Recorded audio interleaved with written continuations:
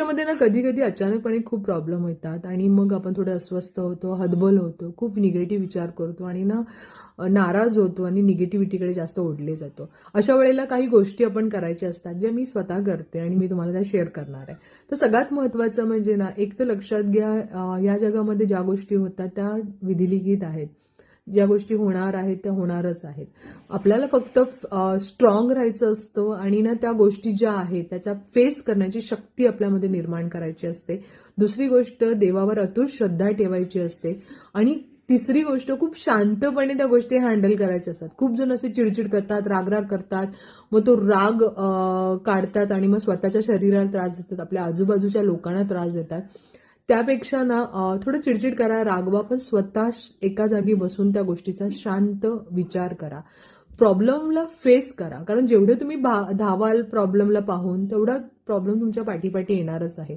कारण प्रॉब्लेम तुम्हाला सोडणार नाही हे तर आहे, जोपर्यंत तुम्ही त्याला फेस करत नाही. त्यामुळे पटापट जेव्हा तुम्ही थोडं दुःखी होऊन, शांत होऊन विचार करून जर प्रॉब्लेमला फेस केलं तर ती गोष्ट चांगली असते.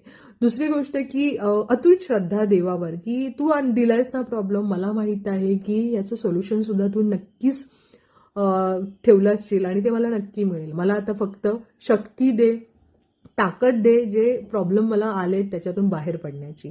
आणि आता काही जण असे म्हणतील, काही लोक आहेत किंवा काही ऑफिसमधले असतील किंवा रिलेटिव्ह असतील किंवा फ्रेंड्स असतील, ते तुम्हाला खूप त्रास देतात. आजूबाजूचे लोक असतील, तुम्हाला टोमणे देतात, बोलतात. तर ना मी तुम्हाला सांगेन का, तुमच्याकडून ना त्या व्यक्तीला ना नेहमी माफ करा. म्हणजे ठीक आहे, मनामध्ये काय म्हणायचं, मी तुला माफ केलेलं आहे, आता तुला पाहणारा तो आहे. तर एक लक्षात घ्या की ज्या देवाने, ज्या एनर्जीने ही सृष्टी उभी केलेली आहे, हे जग उभं केलेलं आहे आणि त्याच्यावर तुम्ही इतकी अतूट विश्वास ठेवताय, तुम्ही त्याच्यावर इतकं प्रेम करताय, त्याच्यावर श्रद्धा ठेवताय, तो तुम्हाला त्रास दिलेल्या व्यक्तीला कसं बरं चांगलं जगू देईल? ही श्रद्धा जेव्हा तुमच्या मनामध्ये असते ना, त्यामुळे त्यानंतर ना तुम्हाला असं कळेल की ना आपोआप गोष्टी सगळ्यात छान होत चालल्यात. आपण काय करतो, कधी कधी आपण देवावर सोडत नाही, आपण त्याच्याशी लढायला जातो.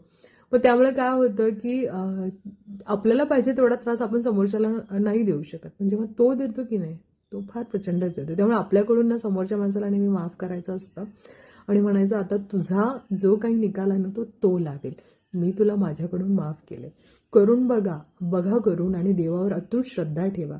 कुठलाही प्रॉब्लेम येऊ देत, कुठलाही मोठं संकट येऊ देत, फेस करा आणि ना देवावर म्हणजे देवाच्या शक्तीवर विश्वास ठेवा.